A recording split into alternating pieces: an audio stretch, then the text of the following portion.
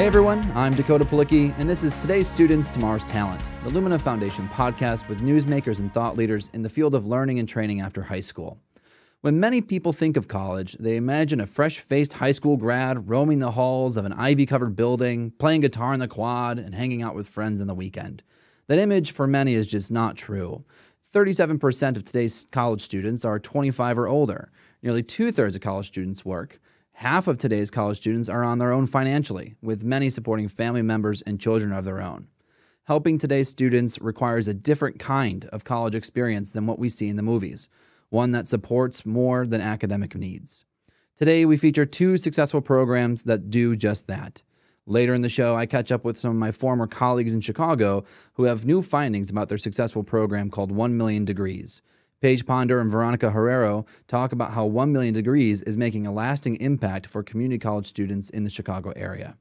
But first, I'm joined by Nadine Browne, Director of Accelerated Study and Associate Programs, or ASAP, at Bronx Community College. Nadine and I recently met at a multi-day workshop in southwest Wisconsin where she was helping colleges find ways to support their students. After talking with her and getting to know her a little bit, I knew we had to get her on the show to talk about her work and the ASAP program. Nadine, thanks so much for taking some time to be with us today. Thank you for having me, Dakota.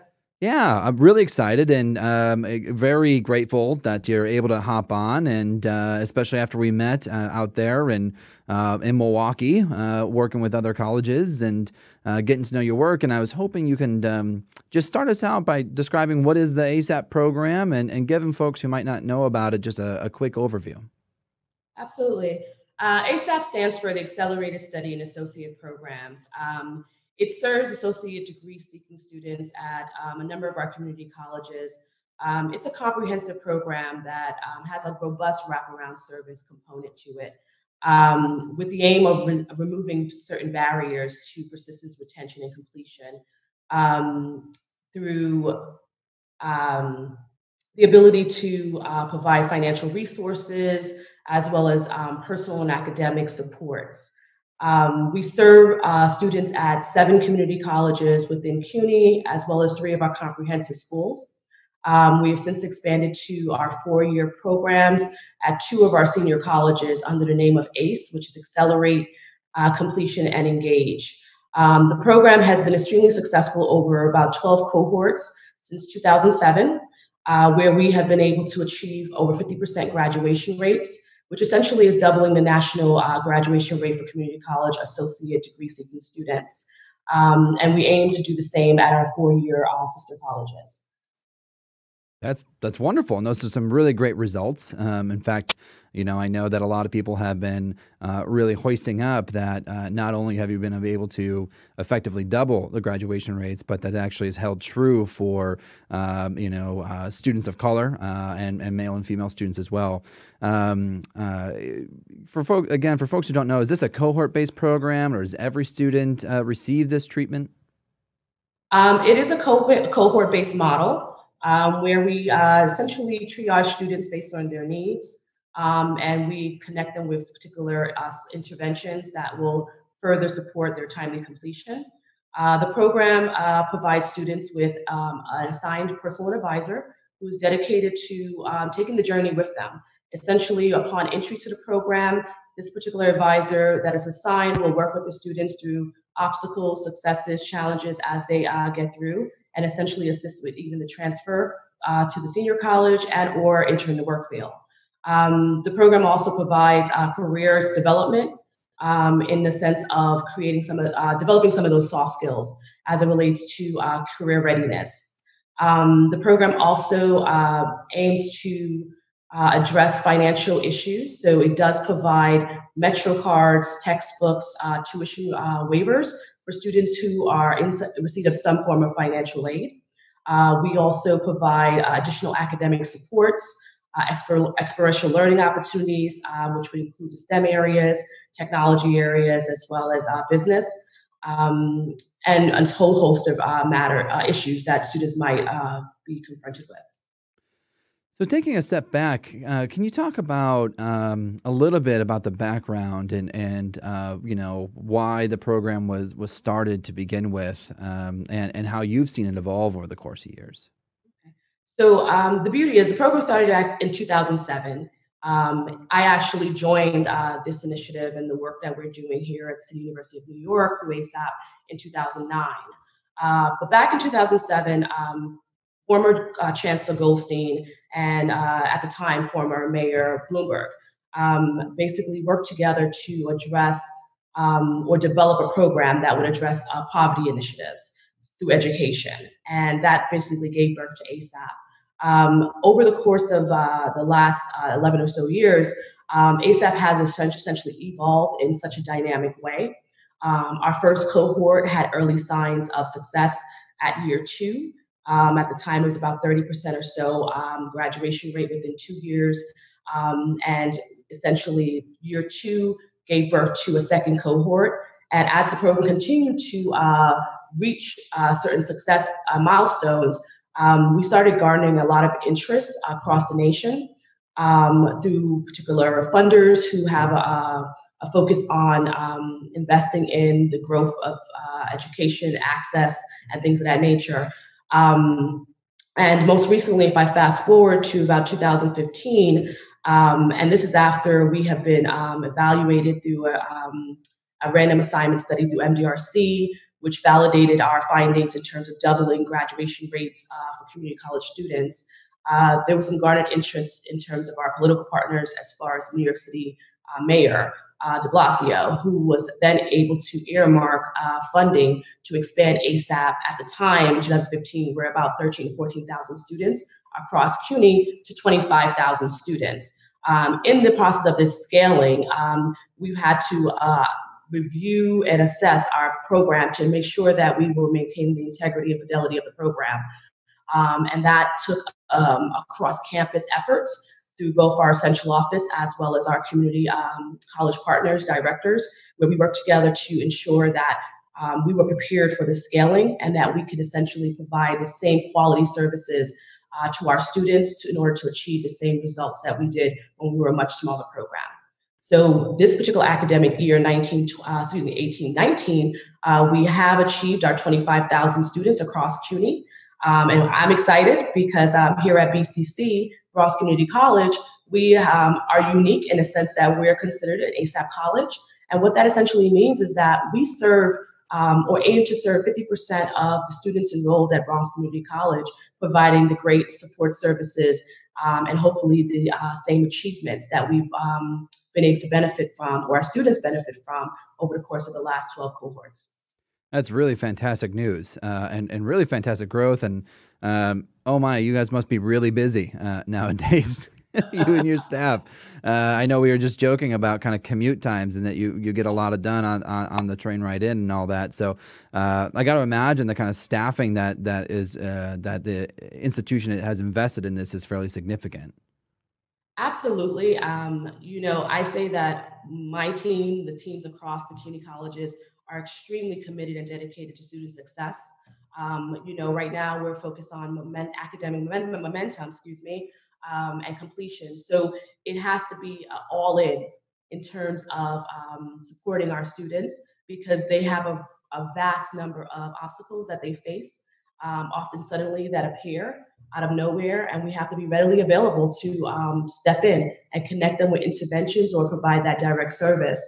Here at Bronx Community College and across CUNY, we've had to scale up and ramp up our staffing because one of the unique things about ASAP is that we do have a 150 to 1 student advisor ratio. So that meant hiring a number of advisors to support the increased number of students that we were going to serve.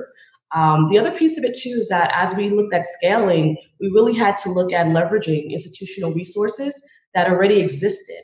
So I do a lot of work with reaching across the aisle, as I like to say, really looking at academic affairs and student affairs services that they provide, and really bridging that gap to ensure that we are making a great impact on the student experience. So that begins from a streamlined admissions process through new student orientation, right through academic supports through our learning commons, as well as even student engagement through clubs and student government, through our student affairs office, through the work that we do with faculty, as well as we do a lot of professional development. Our staff is not left to their own. We do a lot of coaching. We do our onboarding process includes both student development training, advisement training, as well as on an ongoing basis. We really partner with our faculty and chairs to bring them in to educate our staff regarding curriculum changes, industry trends, and things of that nature, so we can best provide the direct service to our students. And again, for what we cannot provide, we definitely leverage and connect them to the resources, both on campus and off. So on the off-campus kind of solutions, I know you're clearly connected with many community-based organizations, other service providers that can provide services that maybe the institution is best not poised to provide. Can you talk a little bit about who those partners might include and how you go about forging and managing those partnerships? Absolutely. So as we talked about in Milwaukee, essentially, I look at it as threefold, right? So you have the pre-collegiate, and that's this, tapping into connecting with students, for example, prior to coming to college.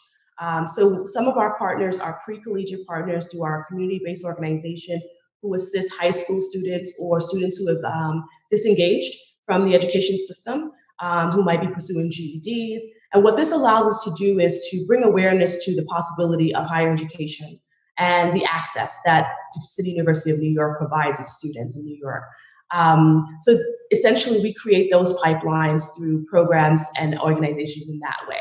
Then we have our current students. Once we have onboarded and we've accepted our students into the college, it's essentially important to think about the student in a holistic perspective in terms of not just academics, not just necessarily social engagement, but what are those personal pitfalls that students often encounter that might interfere with persistence, retention, and essentially completion, derailing sometimes their dreams.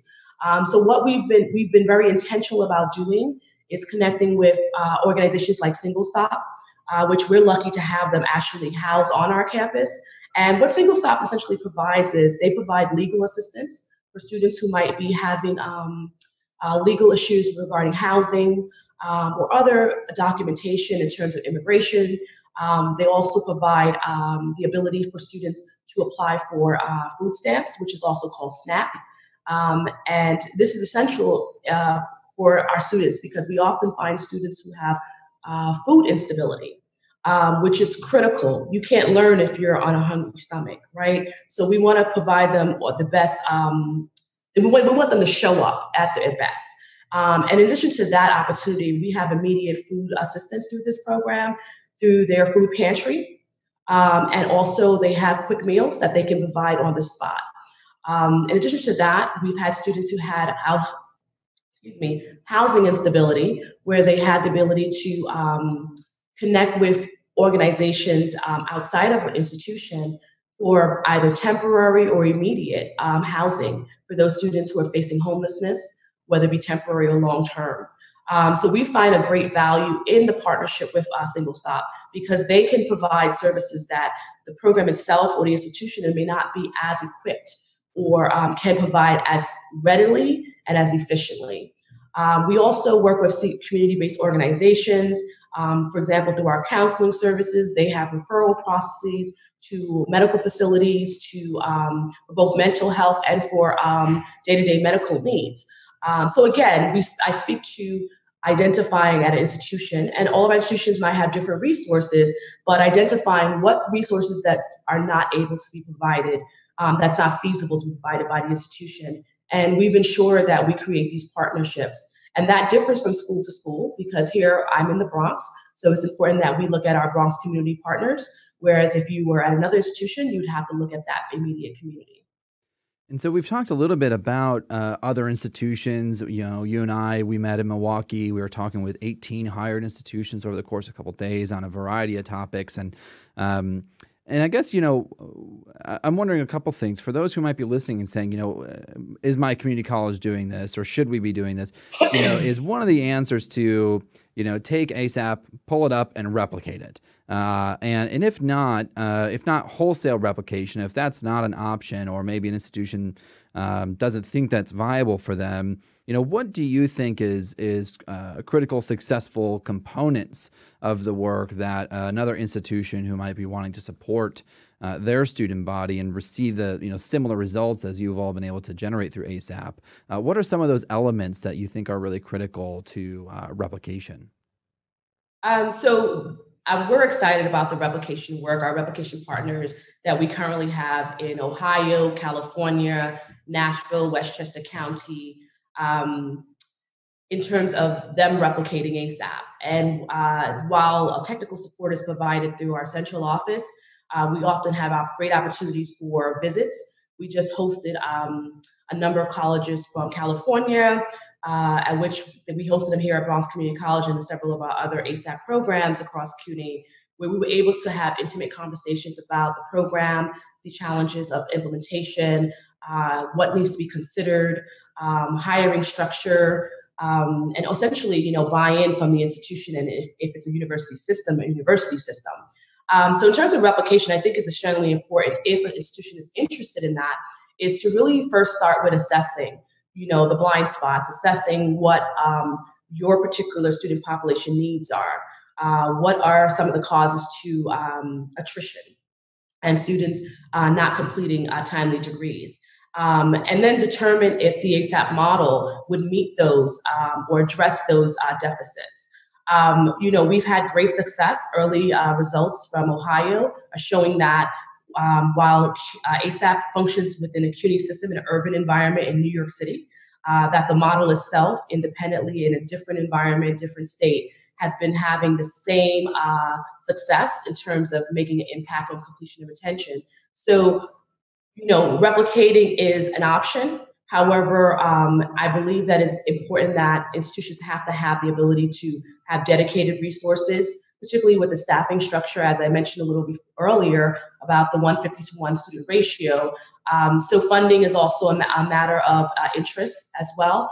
And if that's not possible or feasible, or an institution is not prepared to pursue that as an option, there are other options. I've met with institutions over the course of the 3 days that I was there in Milwaukee, and that was one of the top conversations. My first question is, what are you doing well?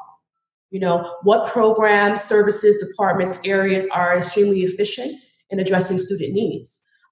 Look at those particular gems that you have on your institutional campus, your institutions and colleges, and perhaps look at, is it feasible to expand those programs to meet and reach more students, creating more equity across your campus?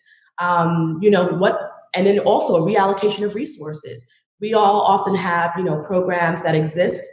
Some are more successful than others. Perhaps there might be ability to reallocate funding to further expand those type of programs that are doing well, that are serving our students best.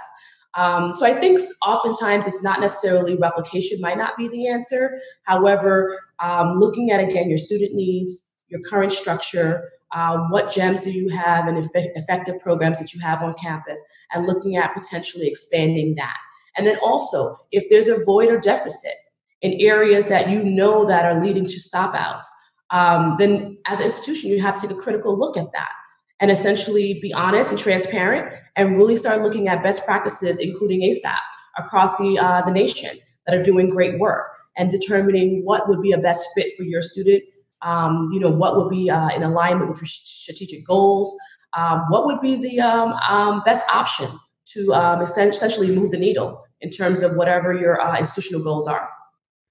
Yeah, and I think that's one of the reasons you and I connected so readily, because when I was also there with you in Milwaukee, I was arguing something very similar of saying, look at your partners who are already around your community, in your campus, serving your students. And we even had a chance to have a student panel where a couple of students were talking about their experience of having to go to multiple places to receive the kind of service they need just to be successful with their main endeavor of pursuing education. And so I think that your advice is certainly spot on.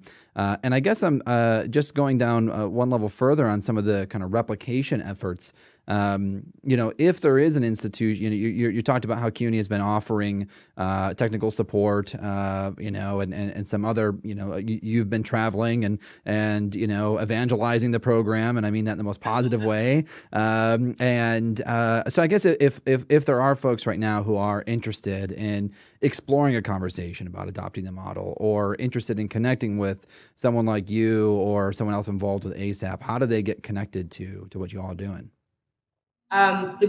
This is an awesome time to get involved. ASAP has, since 2007, we've learned from our experiences. We've expanded or increased our what we're doing well, and we've created a model that is unique, particularly as you mentioned before, is because it pulls together a lot of these resources, and we make it a lot easier for students to access them.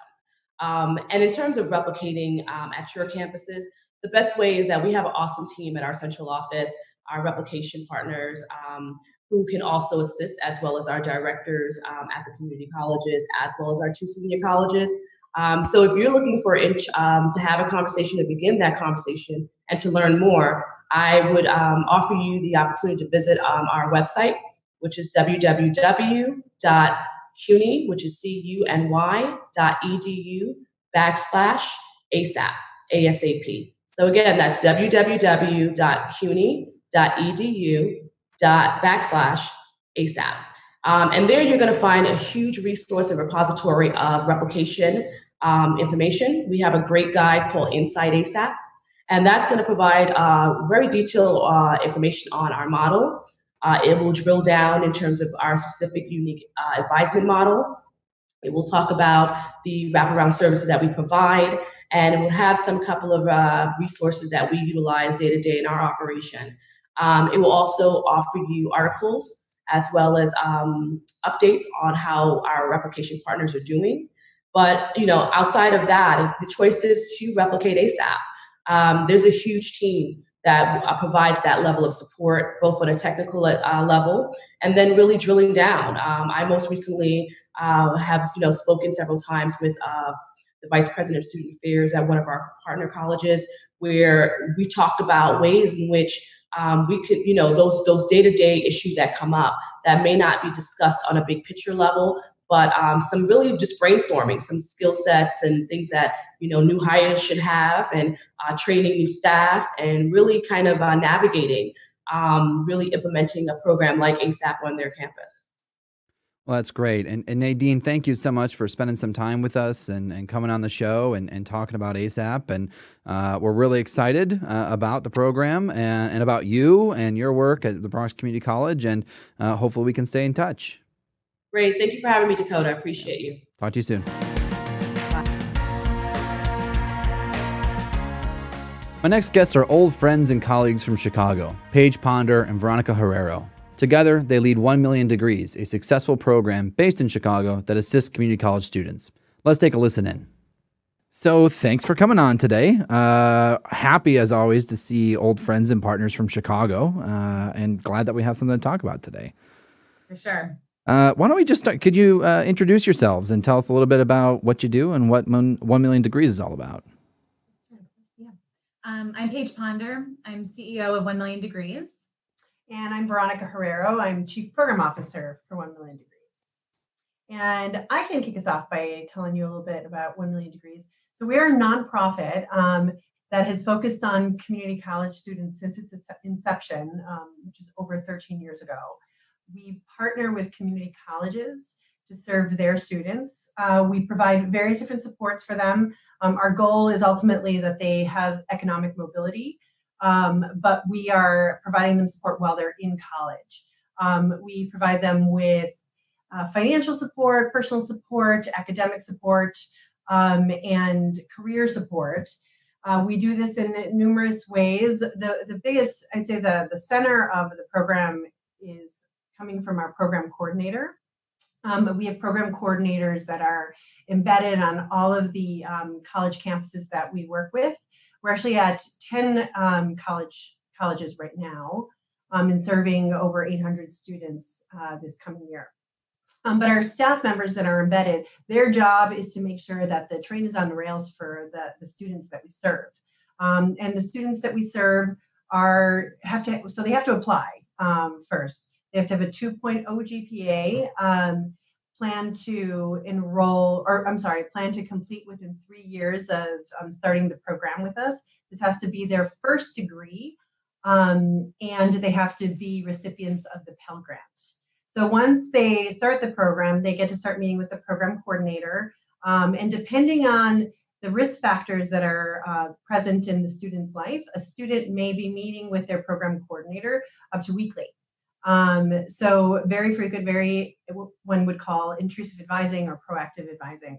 But the program coordinator doesn't duplicate the services of the school. What they're doing is they're driving utilization to the supports that are on campus, because we know that our students are very busy and they're trying to fit school into life. And it's not always a priority for them on a daily basis to go and visit their advisor or to go to the financial aid office. So it is the job of the program coordinator to coach them through their challenges and drive them to the resources on campus. We also have coaches. These are volunteers. We have about 500 volunteers across the city. And their job is to also be somebody in their corner, but also to provide career support, so career planning support.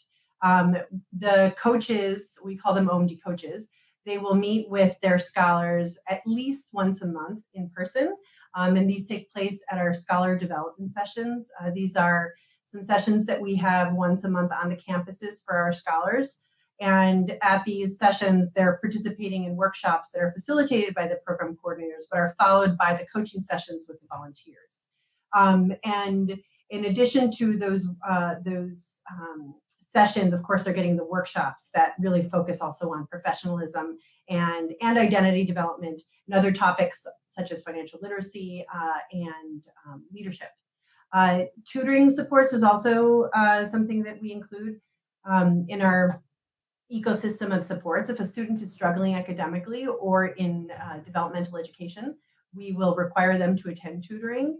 And last but not least, we have financial supports. And this is last dollar scholarships. As I mentioned, students have to be Pell eligible, so we'll cover the difference between what they get in Pell and the cost of tuition. And most importantly, we have financial incentives, which we call stipends, up to $1,000 that are available to students over the course of the year, and are performance-based. So we're asking students to do a lot. We say we're asking them to do their part.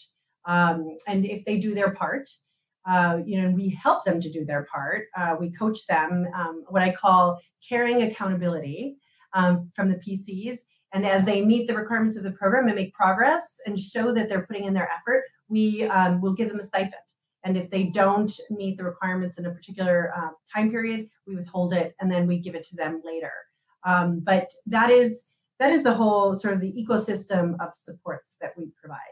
It also sounds like you're asking institutions to do their part. And before we kind of unpack the model a little bit more, one of the things I always appreciated when I was working with you all in Chicago to the degree I did was your real commitment to serving the students that are what we call at Lumina, today's students, but realistically are what today's students, particularly community college students, look like. And can you just give us a quick snapshot of what the portfolio of students is? Because I think there's a lot of folks who might hear the program descriptions you just mentioned. It's like, oh, that sounds like exactly the kind of thing that is available for my 17-year-old at this other. So how are you different from that in terms of the student profile?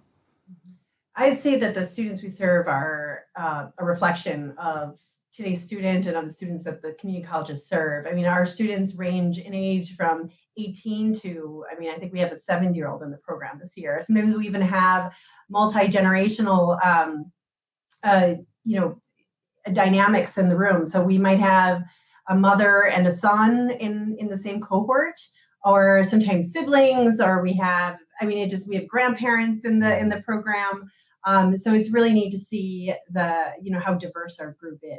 Let's go back to a little bit because, I know you stressed that, of course, you're supporting students a lot of ways, asking them to do their part in order to make sure that they're receiving the full benefit of the kind of support that 1 Million Degrees is offering. But as I heard you talk, I also heard you kind of allude to that the institution itself needs to also do its part. You're not fulfilling the role of the services that are provided by one of your 10 partner institutions. Rather, you're helping to play the role of navigator, supplement, and maybe one might even say backfill some of the supports that an institution may or may not be able to provide given their own capacities.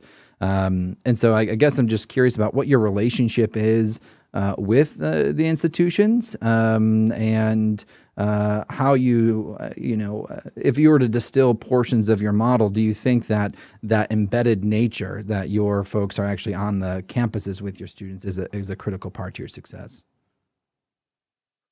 I can start and then you chime in. I think that it is a critical part of the program to be on campus. So we have, I would say, two different models. One is where the staff is our staff. I'll start with that model because that's the most common one.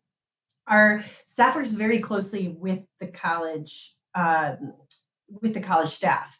We're meeting with them regularly. With the advisors, sometimes it's weekly or bi-weekly, depending on the time of year.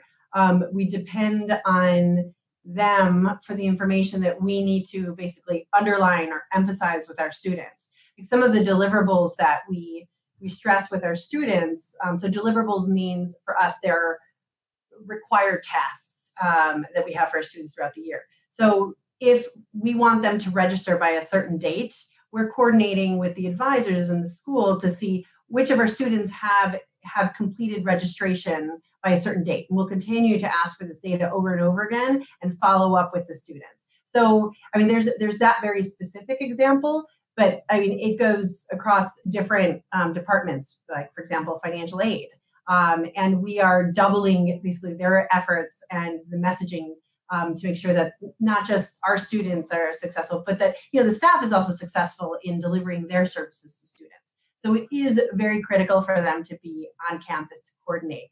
And we also have another model, which is what we have at Harper College in Palatine, and that is run by staff from Harper. So there are academic advisors at Harper who serve the role both as their dedicated 1 Million Degrees program coordinator, but also can talk about their degree plan and their degree audit, which is a really cool way to integrate the conversations and make sure it's just more have it be a much more fluid conversation.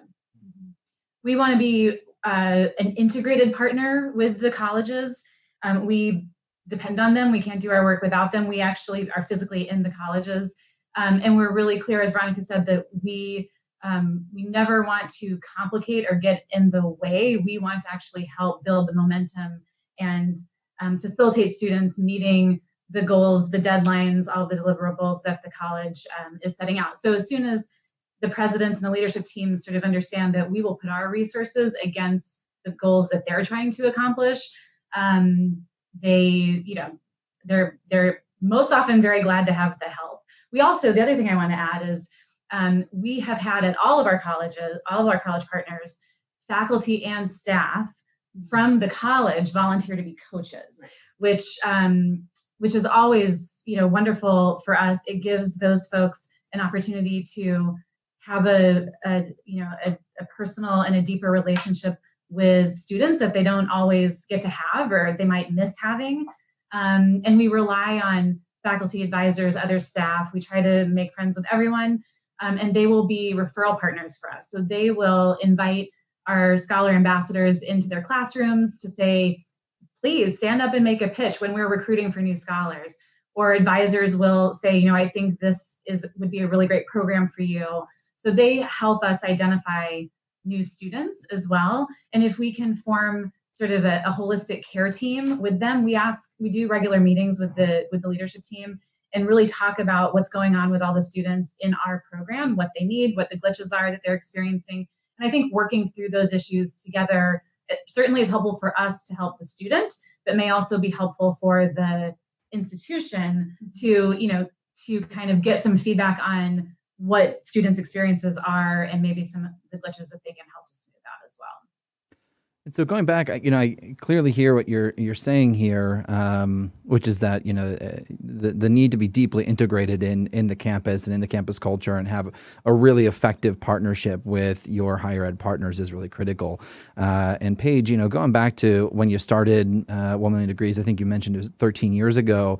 You were working with City Colleges of Chicago, and I guess how did you start those conversations? And because we hear a lot from folks who are in the nonprofit sector or other sectors outside higher ed saying, I want to provide these services, I want to do this, that, the other, but I just can't get higher ed to work with us, which might not be very fair, but that is one of the things that we hear all the time. So, what was the origin story for 1 Million Degrees, and how do you think you set yourself up for success later on down the line?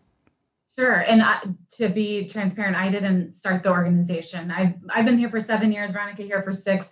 Mm-hmm. So we're not founders, but we've been raising the baby for a minute. Sure. So, but I can tell the origin story, which is a group of social entrepreneurs here in Chicago wanted to have an impact in education. They had some philanthropic money they wanted to invest. And they did some research and talked to a lot of people to see where they could have the most impact with that money in Chicago in the 2005-ish time frame. And I give them a ton of credit because, I think community college is much more in the national conversation than it was at that time. But they recognized that here was this vast population of talented, underserved people, students, and no other nonprofits. They're business people, so they love it when there's no competition, right? So there was a group of nonprofits that were starting to form, the Posse Foundation and others, to support first-generation students in four-year universities. But they quickly realized there was no such equivalent in community college, and that there was really no outside investment in community college outside of the institutions themselves. The graduation rate of city colleges was 7% at that time, and had been, things are changing now, but the business community had essentially sort of written off these institutions at that time. So they said, here's a place where there's a huge opportunity, huge need, a little bit of money can go a long way. The original idea was a scholarship for low-income students at community college. They figured out that tuition is often not the most acute need because of the Pell Grant, and they always wanted to serve low-income students. So they were actually their help was welcomed first by the chancellor, which was terrific. The chancellor then put them in touch with a faculty member who was at Daly College on the Southwest side, who was very engaged in sort of what would it take for students to be successful. They showed up and asked to have a conversation with her and basically said to her, what do your students need? We get that money is just the beginning of the conversation, but what else do they need? Her name's Connie Mixon. She's now a professor at Elmhurst. And she said, well, they need additional personal support. They need additional academic support. They need a better understanding of what career paths are even out there, things that are outside of their own current networks and their own lived experience.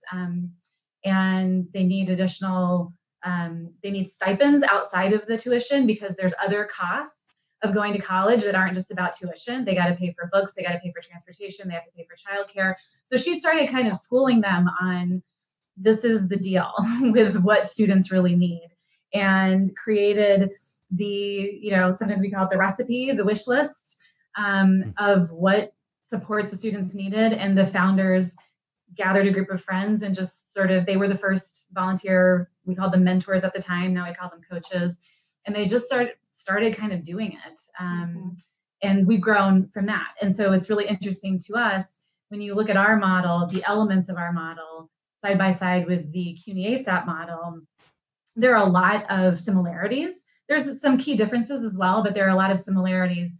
And, we developed completely on parallel tracks.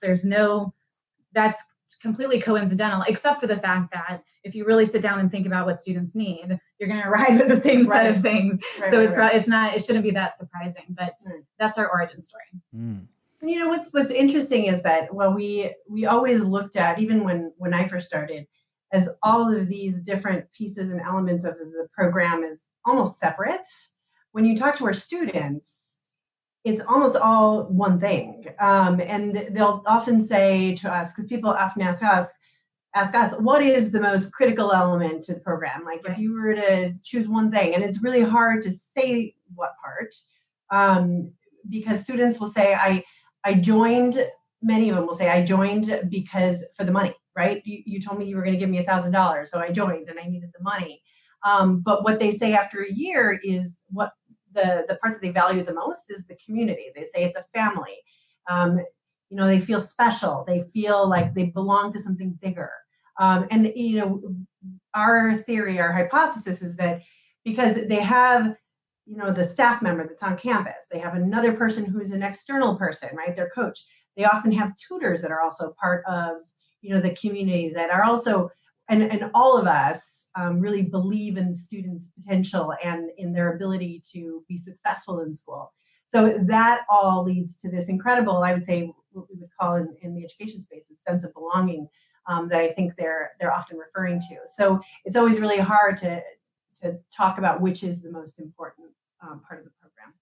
Well, and it sounds like you might have some preliminary evidence from an RCT that kind of backs that up, that it needs to be fidelity to the entire model and that you can't chunk out particular elements here and there. So tell us about this exciting preliminary results that we're getting from the RCT. Sure. So, a few years ago, we've known this for a while, that the community college population was not one that was just underserved, but really under-researched and understudied, right? So our board and Paige, really, I would say it was really sort of courageous of us to put ourselves out there. We were a really small organization at the time to really test the model. So we partnered with the University of Chicago Poverty Labs to design an 8-year study. So we're looking at several outcomes, the primary ones being completion. So this is completion of associate's degree, of a credential at a community college, and or credential at the bachelor's degree level. Shorter term, we're looking at the preliminary indicators of completion, which are persistence, enrollment, and persistence. We're also going to be looking at credit accumulation, credit attainment, and GPAs, so more on the grades and the courses. Much longer term, we're also looking at labor market outcomes. This is why it's such a long study, 8 years. So we have collected 3 cohorts of data, so 3 years of data, 3 randomizations, and now we're able to observe the effects of 2 of the cohorts. And we're really excited because while we always knew that the program, we could see our scholars thriving and doing wonderfully, but we didn't know what it looked like against the counterfactual. And what we're seeing is not just strong, but very statistically significant effects on persistence and enrollment and full-time persistence, which is really exciting. And the effects are either, they're pretty much on par with those that we see with ASAP. And as we all know, ASAP's ultimate outcomes were that they doubled graduation rates. So, we are on track to have that kind of effect, though probably too early to say that because we don't have those, we don't have completion data yet. The other really interesting and exciting part of the study that we can observe now is our effects on recent high school graduates. So we've, I don't think the Poverty Lab or even, we at 1 Million Degrees were too surprised to see we were having an impact on persistence because, that's essentially what we were designed to do, was help students persist. But enrollment was not something we were really expecting to see a real impact on. And this is because most of our students are already enrolled in school, right? And that's traditionally what the program has been. We are recruiting directly from community college, but over the past several years, we've started to recruit more students directly from high school. So starting to recruit them in their final semester in their senior year. So what we saw was now that we're basically, I think it's like 70%, students are 70% more likely to enroll in college at all when offered the program or when participating in the program, and twice as likely to persist and persist full time. So this is, we're still scratching our heads, and I mean, it makes sense because we have such intensive recruitment efforts, where we're literally like holding their hand, and somebody, one of our friends, from our nonprofit, a sister nonprofit, said to us, well, because what you're doing is you're building this bridge, right? So there are the access programs that are helping students to enroll, but we're not just helping them to enroll. We're telling them we're there for you once you enroll. So there's something, I think, about that message and about the timing of when that's being delivered to our target population that is somehow making a real difference on enrollment and persistence rates. Mm-hmm. Do you have anything on the study? I think just that what these numbers show us, and I agree the high school results are particularly interesting. They show us what's possible, right? Mm-hmm. And so there's been a lot of work in Chicago to get to the national average of completion, which is valiant and absolutely should be the case. But what our numbers show us is, we shouldn't be shooting for 30%. We should be shooting for 60%. That if you provide students or higher, if you provide students the support that they need and build that community, then we could see dramatically higher graduation. And that's exciting to us. Certainly we can't cause that to happen by ourselves. We live in a big city, we have lots of partners, but that's that's part of the message is look what can happen. And let's not forget that the students don't want to stop out or drop out. They want to go to college. That's why they enroll and apply in the first place. And so it's amazing to me that, we work really hard to provide a lot of supports, but in the scheme of things, this is really just the bare minimum of what anyone should have. And what they can do with that is really quite extraordinary. So it's a very hopeful message, we think. And we want to continue to tell it. Yeah. So in that spirit, what is the 1 Million Degrees world domination plan? What are you're armed with this great preliminary data, confident that more, data is going to come in a real positive way. Is the plan to make sure there's a 1 million degrees in every single city in the United States? Is it deepening your regional commitments? Where's your head at? Step one of the domination plan was to get on Dakota's podcast. So check it off the box. There it is. So we're thinking about a lot of things, and I'll be really candid that, we seek the greatest impact that we can have for the dollars that we have, right?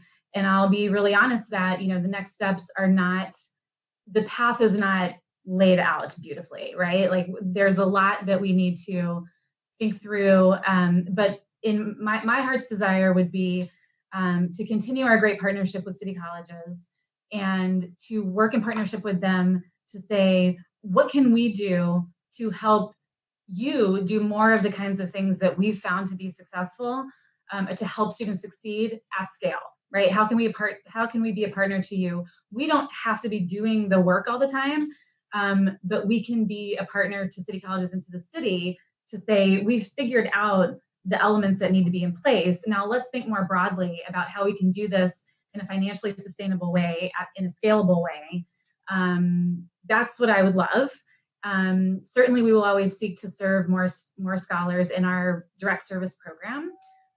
But that's always going to be slower work than trying to work towards, well, I guess it's slower in some sense and faster in other senses, right? I mean, trying to serve students one at a time is never going to get us to the 80,000 students that are currently at City Colleges of Chicago, and then tens of thousands of other students at the suburban colleges that we work with. So we're really trying to think about how can we be players of doing more holistic student supports at scale. We're definitely interested in partnering with or talking with other organizations and colleges in other cities and regions and being part of the national conversation. And I think what we also add to the conversation is it is possible for an outside organization, a nonprofit, to partner with you to do at least some of this work. And it doesn't always have to be an institutional change process. I mean, certainly that I think would be the ultimate goal. but nonprofits can also partner in a thoughtful and productive way here. And I think more kind of blending of that and showing the way that, this has been a 13-year process or more of figuring out our partnerships with our colleges. But hopefully those can be case studies as other regions think about, how can more of this work get done and by whom.